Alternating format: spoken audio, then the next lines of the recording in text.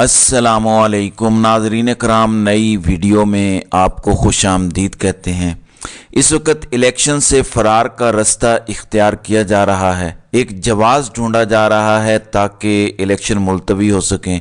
मुख्तलिफ तरीके सोचे जा रहे हैं, वो क्यों सोचे जा रहे हैं, क्या ऐसी उफ्ताद आन पड़ी है कि इलेक्शन नहीं करवाए जाने, क्योंकि पाकिस्तान तहरीक इंसाफ की सारी लीडरशिप तो जेल में पड़ी है। मरकज़ी क़यादत, फिर उसके बाद निचले दर्जे की क़यादत, फिर तीसरे और चौथे दर्जे की क़यादत सभी जेलों में है। तो फिर आखिर ख़तरा क्या है?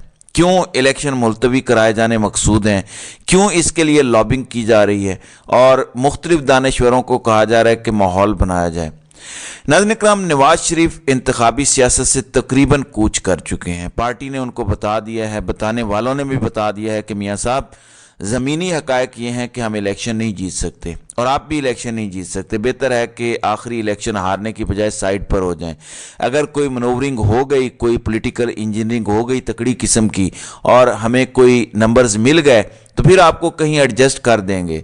फ़िलहाल आप आराम करें या सिर्फ इलेक्शन कैंपेन चलाएं, इसके अलावा कुछ ना करें। दूसरी जानिब इमरान खान ने काउंटर स्ट्रेटजी बनाई है कि इलेक्शन लड़ना कैसे है। अगर उनको आउट रखा गया तो क्या स्ट्रेटजी होगी, और हिस्सा लेने दिया गया तो क्या स्ट्रेटजी होगी, और पाकिस्तान तहरीक इंसाफ को कैसे बचाना है, पीटीआई को इंतखाबी मैदान में कैसे उतारना है, इसकी बेहतरीन स्ट्रेटजी इमरान खान ने तैयार कर रखी है। और वो ऐसी स्ट्रेटजी है कि बड़ों बड़ों के होश ठिकाने आ जाएंगे। दो रिपोर्ट्स और बतानी है, उसके बाद आपको अंदाज़ा हो जाएगा कि इमरान खान कहाँ पर खड़े हैं, तहरीक इंसाफ कहाँ खड़ी है और मुस्लिम लीग नवाज इस वक्त कहाँ खड़ी है। क्योंकि नंबर्स गेम में पाकिस्तान तहरीक इंसाफ बहुत आगे है और मुस्लिम लीग नवाज बहुत पीछे है। कोई आपस में कंपैरिजन है ही नहीं। एक रिपोर्ट बीबीसी की आई है, उसके लिए वॉइस ऑफ जर्मनी, फिर वॉइस ऑफ जर्मनी की भी है, गैर मुल्की ज़राए इब्लाग जितने भी हैं वो कमो बेश सारे के सारे मिलती जुलती रिपोर्ट्स पेश कर रहे हैं जो मैं आपको बता रहा हूँ। ये बीबीसी की रिपोर्ट है, आसिया अंसर हैं जिनका कहना है कि निगरान हुकूमत के तमाम जमातों को लेवल प्लेइंग फील्ड के दावों के बावजूद पीटीआई को इंतखाबी मुहिम में मुश्किलात का सामना क्यों है। और इसमें फिर ख़ास तौर पर जो क्रक और दीर का कन्वेंशन हुआ, 3 कन्वेंशन पिछले दिनों में खैबर पख्तूनख्वा में हुए हैं और तीनों में ही बड़े पैमाने पर गिरफ्तारियां हुई। ना सिर्फ गिरफ्तारियां हुई बल्कि लोगों पर तशद्दुद किया गया, लाठीचार्ज किया गया, सब कुछ किया गया। लेकिन उसके बावजूद इस रिपोर्ट में बताया गया है, सदर इनायतुल्लाह खटक जो ज़िलाई सदर हैं क्रक के, उनका कहना है कि हमने स्ट्रेटजी पहले बना ली थी, हमें पता था कि ये रुकावटें खड़ी करेंगे, हम पे लाठी चार्ज करेंगे, हम पे आंसू गैस फेंकेंगे, ये हम पर गोली चलाएंगे। उसके बावजूद हमने ये तहैया किया हुआ था कि हमने कन्वेंशन यानी जलसागाह पहुंचना है, फिर हमने पहुंच के दिखाया। इसके लिए हमें लीडर की ज़रूरत नहीं थी, बेहतरीन स्ट्रेटजी हमने बनाई और सारी स्ट्रेटजी अपने अंदाज में बनाई। उनका अपना एक नेटवर्क है तो उन्होंने प्लान किया और जलसे को कामयाब किया। उन्होंने ये भी बताया कि इंसदादी दहशत गर्दी समेत मुख्तलिफ दफ़ात के तहत मुकदमात दर्ज किए गए हैं। तकरीबन 2500 कारकुनान के खिलाफ मुकदमात दर्ज किए गए हैं। इस्तेकाम पाकिस्तान पार्टी के जलसे में 2500 लोग नहीं थे, उसमें कोई 1000-1500 लोग थे, लेकिन यहाँ 2500 लोगों पर सिर्फ मुकदमा दर्ज किया गया। मतलब जितने उनके जलसे में लोग नहीं आते उससे ज़्यादा मुकदमात पीटीआई पर दर्ज हैं। फिर इस रिपोर्ट में यह भी बताया गया है कि निगरान वज़ीर आज़म अनवारुल हक काकड़ जो कहते हैं कि सबको लेवल प्लेइंग फील्ड है, तो वो लेवल प्लेइंग फील्ड नहीं है, बल्कि अमलन जो नज़र आ रहा है वो लेवल प्लेइंग फील्ड नहीं, बल्कि पाकिस्तान तहरीक इंसाफ के ख़िलाफ़ मुल्क भर में इंतकामी कार्रवाइयाँ की जा रही हैं, इंतकामी सियासत की जा रही है। और इनके लोगों को ना सिर्फ लेवल प्लेइंग फील्ड नहीं दी जा रही बल्कि गिरफ्तार किया जा रहा है, मारा पीटा जा रहा है, गोली चलाई जा रही है, तशद्दुद भी किया जा रहा है। यह है वो रिपोर्ट जिसके अकॉर्डिंगली उन्होंने कहा था कि रुकावटें खड़ी हैं, सब कुछ किया गया, लेकिन हम जलसागाह पहुंचे और जलसे को कामयाब किया।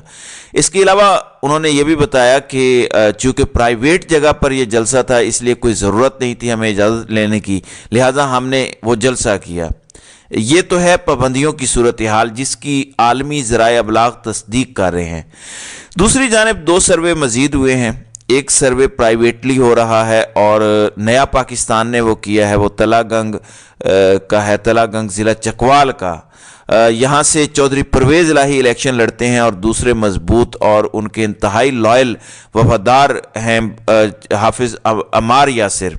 حافظ عمار یاسر ایم پی اے ہیں جن کے آخری ووٹس تھے چودھری پرویز الہی کے حق میں، یعنی پرویز الہی نے اعتماد کا ووٹ لینا تھا، تو نمبرز جو پورے ہوئے تھے 186 کے، اس میں آخری ممبر حافظ عمار یاسر تھے۔ یہ اس رات کی میں بات کر رہا ہوں جب رانا ثناء اللہ اور مسلم لیگ نواز کی پوری مرکزی قیادت لاہور پہنچی تھی کہ آج ہم نے وزارت اعلیٰ یہاں سے لے کے جانی ہے، لیکن اس رات انہیں وزارت اعلیٰ بھی نہ مل سکی اور اس کے بعد پنجاب اسمبلی بھی ٹوٹ گئی۔ پھر چودھری پرویز الہی جن کے بارے میں ان کا خیال تھا کہ یہ نہیں جائیں گے ان کے ساتھ، وہ بھی ڈٹ گئے، انہوں نے بھی اسمبلی توڑ دی۔ مونس الہی سمیت پوری فیملی پر اس وقت مقدمات درج ہیں، خواتین پہ بھی مقدمات درج ہیں، لیکن وہ ڈٹ کے کھڑے ہیں عمران خان اور پاکستان تحریک انصاف کے ساتھ۔ مونس الہی اس وقت بیرون ملک ہیں، وہ اپنی مصیبت میں ہیں، جبکہ پرویز الہی ایک طویل عرصے سے جیل میں ہیں، جبکہ جو باہر ہیں ان کے خاندان کے، ان کے خلاف مقدمات درج ہیں، کچھ ضمانتوں پر ہیں، گھریلو خواتین پر بھی مقدمات درج ہیں۔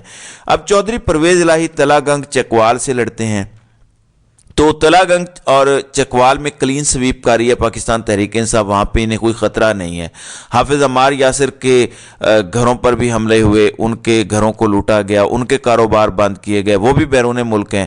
چودھری پرویز الہی جیل میں ہیں، اس کے باوجود اس حلقے کے لوگ کہہ رہے ہیں کہ ہم نے پاکستان تحریک انصاف کو ووٹ دینا ہے، چودھری پرویز الہی کو ووٹ دینا ہے، حافظ عمار یاسر کے ساتھ ہم ہیں، ہم بلے کے ساتھ ہیں، بلے کے علاوہ ہم کسی کو نہیں جانتے۔ تو یہ ہے تلا گنگ اور چکوال کی صورتحال۔ دلچسپ بات یہ ہے کہ موسٹلی خاندان جو یہاں پہ ہیں وہ فوجی خاندان ہیں اور ان کا باقاعدہ پروفیشن فوج میں جانا ہوتا ہے، تو وہ فوجی جو دفاع وطن کے لیے سرحدوں پر لڑ رہے ہیں، یہ ان کا علاقہ ہے اور وہاں پر یہ صورتحال ہے۔ یہ میں اس لیے بتا رہا ہوں کیونکہ اس وقت بند کمروں میں بڑے فیصلے ہو رہے ہیں، اور وہ اس لیے ہو رہے ہیں کیونکہ کبوتر کی طرح آنکھیں بند نہیں کی جا سکتی، اور دوسرا یہ اس لیے ہو رہے ہیں کہ اس شریف خاندان کے لیے ہم سارے لوگوں سے، پاکستان کے عوام اور تمام سیاسی جماعتوں سے کیوں لڑیں اور اپنا منہ کیوں کالا کریں، ہم کیوں اس کوئلے کی کان میں جا کے کالک ملوائیں، کیونکہ اس خاندان کو جب بھی موقع ملا انہوں نے تو فوج کو ڈسا ہی ہے، گالم گلوچی کی ہے۔ بہتر ہے کہ ہم ذرا حقائق پر رہیں۔ سرکاری سروے کا میں پچھلی ویڈیو میں ذکر کر چکا ہوں، جس کے مطابق پنجاب میں 115 سیٹیں پاکستان تحریک انصاف کو مل رہی ہیں، جبکہ صرف 25-26 سیٹیں مسلم لیگ نواز کی ہیں۔ اب تلا گنگ اور چکوال کے بعد علاقہ ہے اٹک کا۔ اٹک میں میجر طاہر صادق ہیں جو چودھری پرویز الہی کے ریلیٹیو ہیں، لیکن ان کا اپنا ایک قد کاٹ ہے۔ میجر طاہر صادق تحریک انصاف کے اس وقت ایم این اے ہیں، ان کی بیٹی ایمان طاہر بھی ایم این اے ہیں، اور یہ 2 مرتبہ رہ چکے ہیں ڈسٹرکٹ ناظم اٹک کے۔ پرویز مشرف ان کے بڑے فین تھے کیونکہ انہوں نے کافی وہاں پہ کام کیا بطور ڈسٹرکٹ ناظم۔ 2017 میں پاکستان تحریک انصاف کو انہوں نے جوائن کیا، اس وقت سے لے کے اب تک وہ پاکستان تحریک انصاف کے ساتھ ہیں۔ طاہر صادق نے پاکستان تحریک انصاف کے ٹکٹ پر الیکشن لڑا، اس وقت ان کی صاحبزادی ایمان طاہر یہ ضلع اٹک کی چیئرپرسن ہے، جبکہ ان کا بیٹا زین الہی اٹک کے حلقہ NA59 سے MNA تھا۔ تو اس پوری فیملی نے اٹک سنبھالا ہوا ہے، اور اس لیے سنبھالا ہوا ہے کیونکہ وہاں کے لوگ انہیں پسند کرتے ہیں۔ اٹک اس سے پہلے مسلم لیگ نواز کا گڑھ تھا، یہاں پر کوئی اور جماعت نہیں جیتی تھی، مسلم لیگ نواز ہمیشہ جیتی تھی۔ ملک امین اسلم بھی یہاں بڑے تگڑے کینڈیڈیٹ ہیں، لیکن میجر طاہر اور ان کی فیملی نے ان کا صفایا کیا اور پاکستان تحریک انصاف کا یہ گڑھ بن گیا۔ اس کے بعد طاہر صادق نے یہاں سے دونوں قومی اسمبلیوں اور صوبائی اسمبلی کی سیٹیں جیتیں۔ ملک امین اسلم تو پارٹی چھوڑ چکے ہیں، انہیں عمران خان نے اپنی نمائندگی کے لیے بھیجا تھا کلائمیٹ چینج کانفرنس میں، جہاں پریزیڈنٹ بائیڈن نے آنا تھا۔ عمران خان نے کہا تھا کہ آپ جائیں میری طرف سے نمائندگی کریں، تو وہ ملک امین اسلم اس وقت پاکستان تحریک انصاف کو چھوڑ چکے ہیں۔ پھر اس کے بعد زلفی بخاری ہیں، وہ بھی اس وقت بیرون ملک ہیں، وہ بھی اٹک میں نہیں پائے جاتے، وہ بھی اس وقت مکس گفتگو کر رہے ہیں، کہیں عمران خان کی غلطیاں بتا رہے ہیں، کہیں وہ اپنی سی کوشش کر رہے ہیں کہ رستہ نکل آئے۔